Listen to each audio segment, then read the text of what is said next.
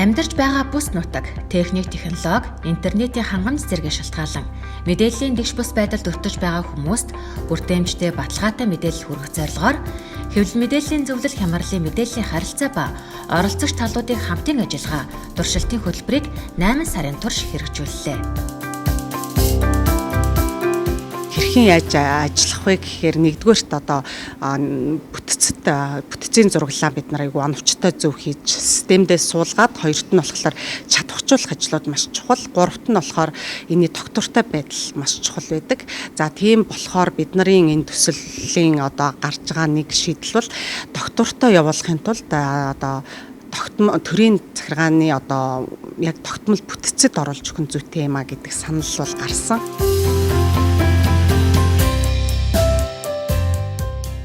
Хөтөлбөрийн хүрээнд хэвлэл мэдээлэл, төр иргэдийн гурвалсан төлөөлөл бүхий 9 хүнтэй үйл ажиллагааны баг бүрдэж, Баянзүрх дүүргийн 23 дугаар хорооны иргэдэд хандсан мэдээллийн багцыг бэлтгэн түгэх, хямралын мэдээллийн харилцааг үр дүнтэй явуулахад талуудын ойлголт оролцоог нэмэгдүүлэх, ур чадварыг сайжруулах чиглэлээр хамтран ажилласан юм.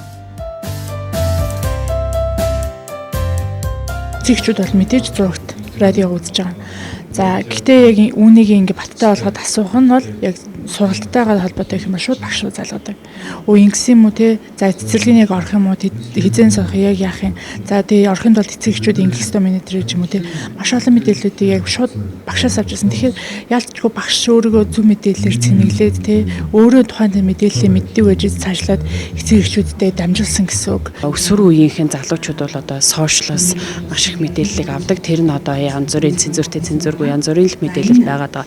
Тэгэхээр одоо өсвөр үеийн хүүхдүүдийг бид нар өөрснөө баталгаатай мэдээллээр хангаснараа хүүхдүүд үе тэнгийнх давь нөлөөлөх юм а гэдгийг л бид нар их чухалчилж болж харсан. Тэгээд хүүхдүүдэд нь мэдээллийг зөв өгөх юм бол хүүхдүүд маань эргээд эцэг эхчүүдтэй нөлөөлдөг юм байна.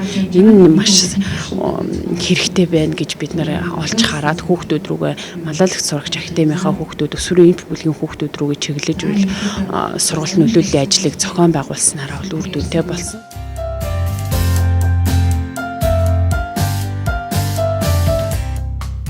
Хэвлэл мэдээлэл орон нутгийн засаг захиргаа, иргэд олон нийтийн төлөөллүүд өөрсдийн мэдлэг харилцаа холбоог нэгтгэн мэдээллийг нэгтлэх, найдвартай хариуцлагатайгаар түгээх сүлжээ болон ажилласнаар хямрал эрслийн үед хөтөлбөрт хамрагдсан хорооны иргэд найдвартай, тэнцвэртэй, баталгаатай мэдээллээр хангагдаж чаджээ. Иргэдтэй мэдээллийг бол их үедээ өгөхөд бол тулгамдчихсан. Энэ төслийн хүрээнд хамрагдсан бол бид нар иргэдтэй өгөх мэдээллийн одоо сувгуудыг бол өргөтгсөн гэж үзэж байна. Манай хорооны иргэд жишээ нь одоо ерөнхийдөө олцоо судалгаа авахд бол телевиз, үндэсний телевиз ТV9-тэй за тэгээ ам дамжсан яриа эндээс бид нар одоо ингэ мэдлэг авч байна гэжсэн бол бид нар энэ төслийн хүрээнд Өдөрхийн хамтлагийн пэйж хуудас фэйсбүүкийг те маш идэвхтэй ажиллуулсан. Дээрээс нь бас иргэдэд зориулсан судалгааны материал, дараах материалуудыг бол бас түгээсэн байгаа.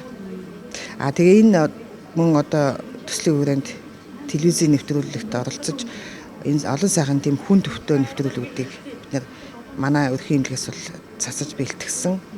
Энэ дээр бол одоо иргэдэд маань маш сайхан мэдээлэл хүргэсэн. Бид одоо бас энэ тал дээр аягүй туршлагатсан. Жишээлбэл энэ төслийнхөө хүрээндээ өрхийн эмчээсээ их авдаг юм байна. За гэтэл нөгөө талаас мэдээллүүдийг хаана байршуулвал илүү үр дүнд хүрэх вэ? Жишээлбэл мэдээж телевиз, радиотой ч байдаг юм уу? Сүлжээтэй газар байлаа гэхэд бас сүлжээд радиогүй газруудад хаанаас авдаг юм бэ? Тэгвэл жишээлбэл хүмүүс худалдан дээр их очирладаг юм байна. Тэгээ хүлээгээ зогсож явахдаа мэдээллийг авдаг юм байна ч гэх мэтчлэнгээр хэн хаана яаж хүртэж ажиллах вэ гэдэг дээр. За тэгээ мэдээллийг өгөхдөө хүнд яаж ямар үгээр өгөх вэ? Жишээлбэл мэргэжлийн бид нар эмч одоо мэргэжлийн нэгсэндээ Монголоос Монгол руу орчуулах гэдэг штэ.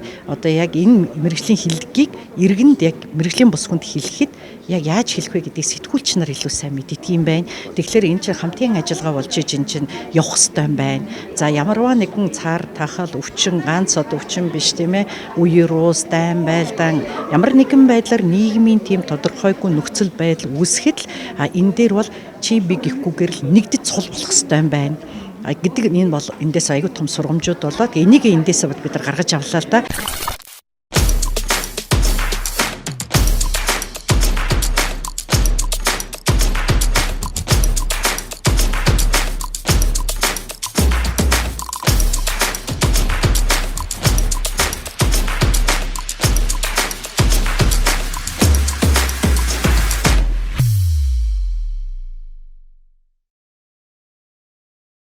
яг мэдээлэл авч чадахгүй байгаа тэр иргэдэнд бол илүү их массыг хамардаг байна. Бусдад яаж мэдээлэх үү гэдгийг тулгадаг биш. Бид нэр тэр хүмүүст ямар мэдээлэл хэрэгцээтэй байна вэ? Ямар биднээс юу хүсэж байна вэ гэдгийг нөгөө илүү мэддэг.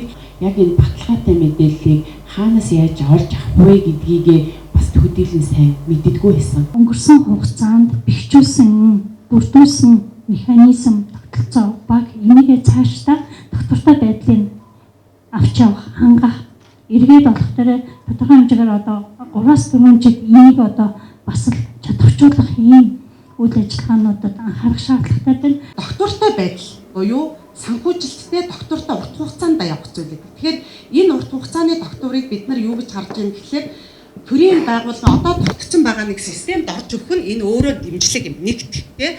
Хоёр дахь нэг чухал зүйл бол донор байгууллагууд өнөөдөр би ингээд урьж оролцуулсан энэ байгууллагууд маань тийшээгээ одоо хамтарч ажиллах боломжууд дээр бас харж эхлэх байх гэж харж байна. Төслийн хүрээнд олж авсан энэ бүтэц тогтолцоог нэг жоохон томруулаад одоо үндэсний хэмжээнд эдгээр бий болгох юм бол одоо цаашдаа ямар ч хямралын эрсдлүүд үр дүнтэй болох юм болов уу гэж ингэж одоо харсан. Цар тахал хямрал эрслийн үед баталгаатай мэдээлэл ямар чухал болохыг өргөтгсөн зөвлөлдөх уулзалтаар оролцогч талууд онцолж байна.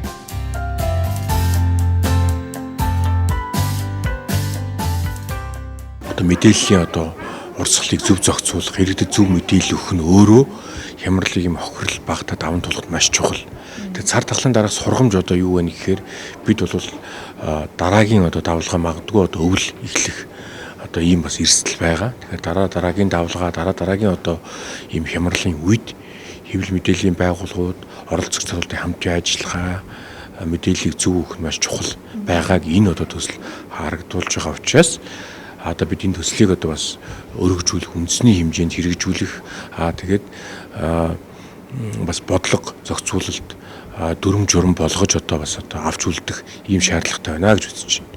Яг энэ үеэр одоо ер нь иргэдийн мэдэх эрхийг яаж хангах вэ? Нөгөө талаасаа төрийн байгууллага ямар мэдээллийг өгөх шаардлагатай байгаа вэ гэдэг дээр одоо ингээд төр дээрээс нь иргэний нийгмийн байгууллага, хэвлэл мэдээллийн байгууллага юм бүх талын оролцоог хангасан ийм туршилтын баг одоо нэг хорон дээр загвар байдлаар ажиллаад бүх одоо хорооныхоо төрийн байгууллагуудын тэр эрүүл мэндийн байгууллагуудын иргэдийн оролцоог хангаснараа ямар үр дүнд хүрч болох вэ гэдгийг бас энэ туршилтын загвараараа гаргаад ирсэн байна. Тэгэхээр ер нь бол энийг цаашдаа энэ дэлхийн улс орнуудч байдаг туршлага ер нь бас энэ яг хямралын үеийн мэдээллийн харилцаа холбооны юм тогтолцоог үндэсний хэмжээнд бэхжүүлж явах нь бол их чухал ач холбогдолтой юм а гэдэг дээр бол өнөөдөр уулзалтын хэлцүүлгийн оролцогч санал нэгдэж байгаа шиг байна. Төр засаг ганцаараа нэг тал биш. За ард иргэд хэвлэл мэдээллийн байгууллага бусад одоо иргэний нийгмийн байгууллагууд ч гэдэг юм уу энэ бүх талын оролцоо байж үйл ажиллагаа бол илүү үр дүнд хүрнэ. За яг энэ цар тахлыг давж туулах энэ үе шатанд ч гэсэн яг энэ талуудын оролцоо маш чухал юм байна гэдэг нь энэ хөтөлбөрт хамрагдсан өнгөрсөн 6 сарын туршид бидний одоо хамтарч ажилласан энэ одоо хугацааны дараа бол бүр илүү тодорхой болж байна. Тэгээд бид бол бүгдээрээ оролцоотой байж бүгдээрээ бие бинийгээ сонсож байж бүгдээрээ хамтарч ажиллаж байж аливаа одоо хямралын ард гарна. Мэдээллийн их сурвалж болсон төр захиргааны байгууллага, түгээгч болсон хэвлэл мэдээллийн байгууллага нэгдсэн нэг ойлголттой байж ажилласнаар хуурамч төрөгдүүлсэн мэдээллээс иргэд олон нийтийг хамгаалахад ихээхэн ач холбогдолтой байлаа. Онцгой нөхцөл байдалд хэвлэл мэдээллийн үүрэг оролцоог бусад талуудад ойлгуулж чадлаа. Хэвлэл мэдээлэл бол өөрөө хараа тус чөлөөт ажиллах ёстой. Хажуугаар нь тэднэрт их сурвалжийн одоо дэмжлэг хамтын ажиллагаа байж илүү их сэтгүүл зүйн үйл ажиллагаа явдаг тий. Тэгээд нэг төр засгийн зүгээс нэг чигийн урсгалт мэдээллийг шаардаж эхлэхэд сэтгүүл зүйн үйл ажиллагаа бол ямар ч явах боломжгүй болдгийг бол энэ төсөл харууллаа. Тэгэхээр бид нар ийм зүйлд одоо илүү хориглох хязгаар тавихаасаа илүү хамтарч одоо биенийх ажлыг дэмжиж оролцож нэг зорилгоо одоо хамтдаа одоо хямралыг даван туулах зорилготой талууд хамтдаа хүрэх юм байна гэдэг ийм дүгнэлтэнд хүрлээ. 2021 оны 8 дугаар сараас 2022 оны 3 дугаар сарыг дуустал хэрэгжсэн туршилтын хөтөлбөр ийхүү амжилттай дуусаж цаашид үндэсний хэмжээнд өргөжих эхлэл тавигдлаа.